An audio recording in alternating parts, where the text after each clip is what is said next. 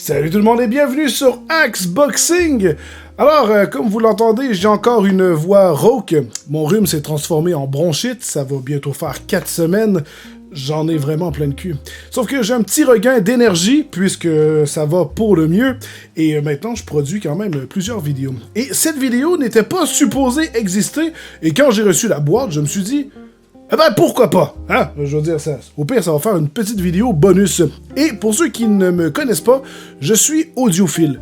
Je veux dire, moi, tout ce qui sonne bien à l'oreille, je veux dire, ça me fait vivre des émotions, j'adore ça. La qualité sonore, pour moi, est quelque chose de très important.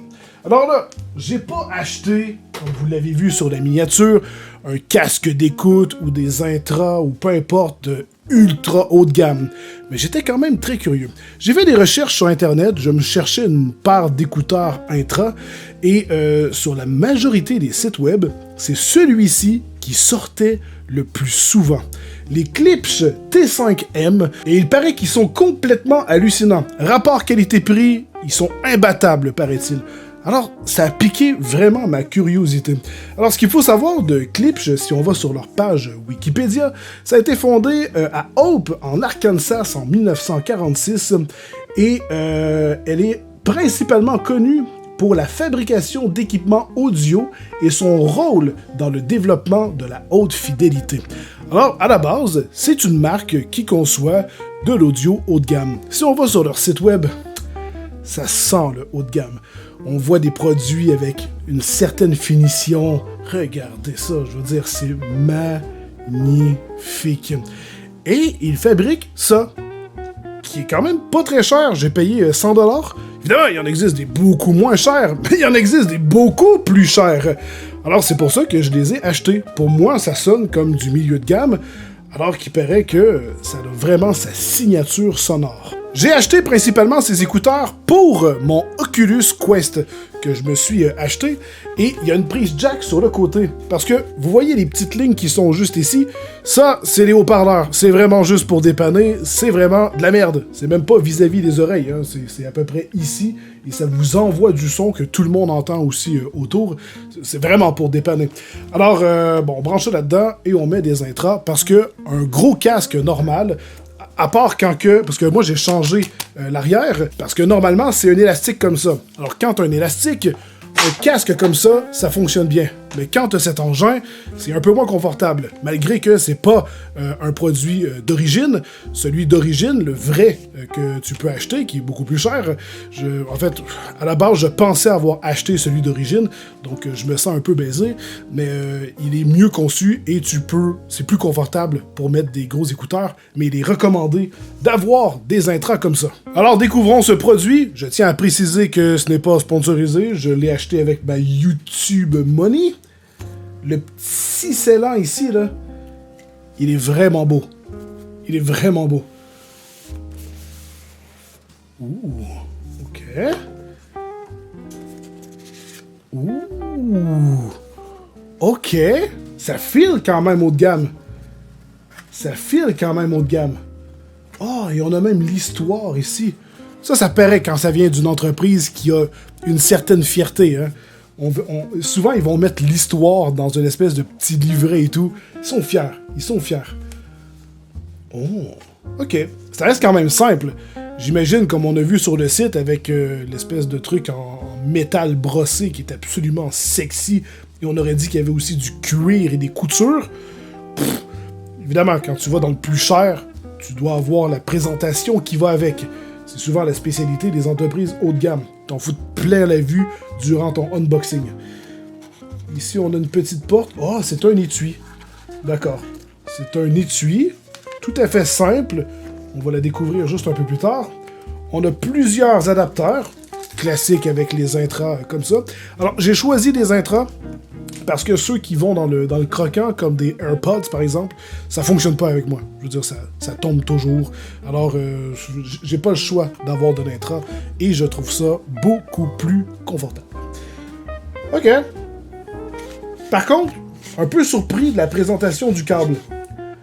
À date, c'est beau, mais j'ai l'impression que ça a déjà été ouvert. Peut-être, en fait.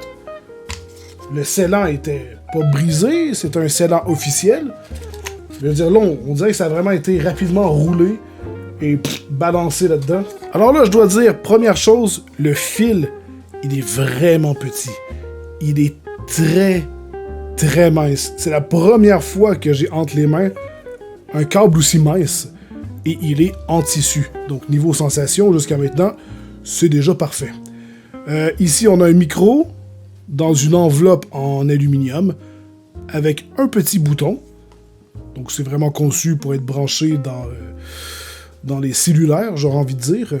Niveau finition, c'est cool. Je vous mets des images plus jolies à l'écran pendant que je découvre avec vous. OK. J'espère que ça va fonctionner dans ma table de mix, puisqu'on a un embout avec microphone. Et malheureusement, parfois, c'est porté à faire un ground. Donc, c'est porté... si on n'a pas le bon adapteur, ça se peut que ça ne fonctionne pas bien. Là-dessus, je suis vieux jeu un peu. J'aime ça avec un câble. Je veux dire, AirPods et tout, c'est cool, mais... je sais pas, quand t'es à court de batterie, ça fait chier. Ça me fait chier charger des trucs. J'aime ça, moi, avec des câbles. C'est simple, ça fonctionne. Tu branches, ça fonctionne. C'est sûr que c'est chiant un câble aussi, mais... je sais pas. Je préfère me faire un peu plus chier, mais pas avoir à gérer des batteries. Voici à quoi ça ressemble de profil. Alors, je peux pas voir. Je vais le voir au montage, mais ça semble être vraiment délicat. Alors qu'il y a certaines marques que ça prend beaucoup dans l'oreille, alors que lui, j'ai pas l'impression d'avoir grand-chose en fait. Et j'ai vraiment l'impression que c'est le but, que ce soit discret. Les capteurs sont présentement branchés dans une carte son externe, la Yamaha MG10XU. Donc c'est pas dégueulasse, c'est pas ce qui se fait de plus haut de gamme, mais c'est quand même mieux que ce qu'on retrouve intégré aux ordinateurs ou même des prises jack de téléphone. Alors dans tous les cas, je vais quand même avoir une meilleure expérience globale. Alors je suis sur Epidemic Sound. On a quand même une excellente qualité sonore. Donc, évidemment, pour éviter les copyrights, je ne vais pas écouter des musiques avec copyright. Donc, ça, c'est des musiques sans copyright, mais vous devez payer. C'est vraiment conçu pour les créateurs. Par le passé, j'avais mis quelques chansons dans ma playlist favoris. Alors, je vais commencer par celle-ci, que je trouvais quand même plutôt bonne.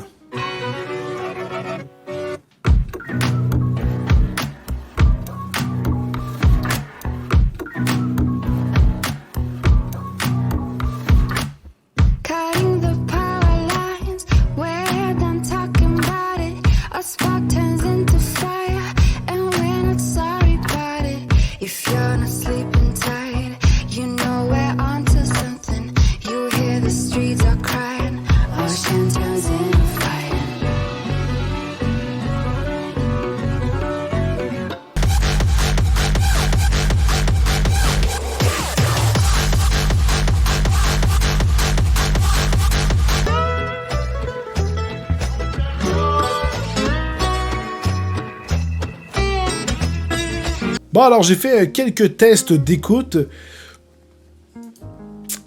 Je suis pas super excité. Je veux dire, la qualité sonore, elle est bien. Ça, je vais pas vous le cacher. J'ai déjà entendu souvent beaucoup pire. Mais je ne suis pas sur le cul.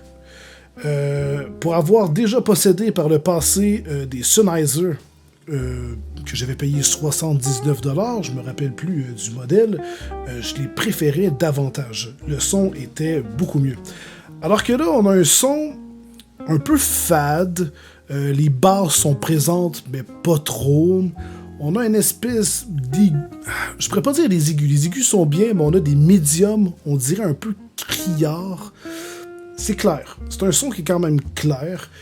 Et ça vient pas vraiment me rejoindre étrangement de ce côté.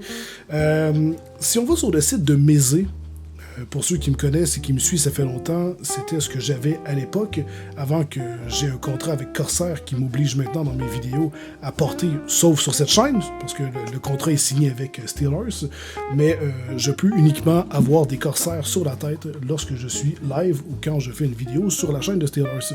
Mais ça, c'est des HS60 et la qualité sonore, elle est sérieusement impressionnante pour le prix. Et pour le test sonore que je viens de faire, ça sonne beaucoup mieux dans le casque Corsair que dans ses écouteurs. Alors que là, on parle de Corsair. Bon, malgré qu'ils sont un peu plus chers, et niveau qualité sonore, c'est sûr que des gros écouteurs, ça va toujours sonner mieux à mon avis. J'ai eu la chance de tester les 12 Classics, la première version, là, ils ont sorti la V2, et ça, j'avais pas aimé, alors que j'adore le son de Mézé, mais pour les 12 Classics, je sais pas, j'avais pas... ça avait vraiment pas été un coup de cœur, alors que pour les 99 Classics et les Neo, ça c'est un gros coup de cœur. J'adore l'audio de ces écouteurs, ils sont absolument fantastiques, c'est balancé, c'est crystal clear, mais ça ne crie pas, ce n'est pas dérangeant, ce n'est pas strident, c'est juste... j'adore ça. Mais ouais, j'ai pas... honnêtement, pour moi, ça va faire le travail du pourquoi que je les ai achetés. Mais je crois que si ça serait recommencé, j'irais plutôt vers du Sennheiser. Là, je sais, il y a sûrement des gens qui vont me dire « Steve, est-ce que tu vas tester les G-Mini de Devialet? » Parce que j'adore Devialet, pour ceux qui ont vu ma vidéo et qui me suivent encore, comme je dis, parce que j'en parle toujours de mes putains de Devialet, à quel point je les aime d'amour. Oui, je sais très bien. Avant même qu'ils sortent, je savais, parce qu'il y en avait déjà parlé, il avait fait des espèces de petits teases et tout, j'étais au courant. Ça reste quand même 400$. Il paraît que le son est incroyable, les retours sont vraiment géniaux, mais Devialet ont quand même, malgré que j'adore ce qu'ils font, ils ont un gros problème avec les interfaces d'applications et logiciels. Le matériel est bon, pas les applications. Donc, c'est très particulier, le monde de l'audio. Donc voilà, c'est tout. Je me suis perdu encore une fois. J'ai très hâte d'avoir vos retours. Et dites-moi, quels ont été vos écouteurs favoris?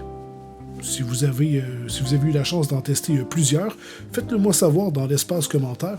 Partageons tout cela ensemble. Alors, on se retrouve dans une prochaine vidéo. Sur ce, tenez-vous bien. Je vous aime très fort. Bye bye!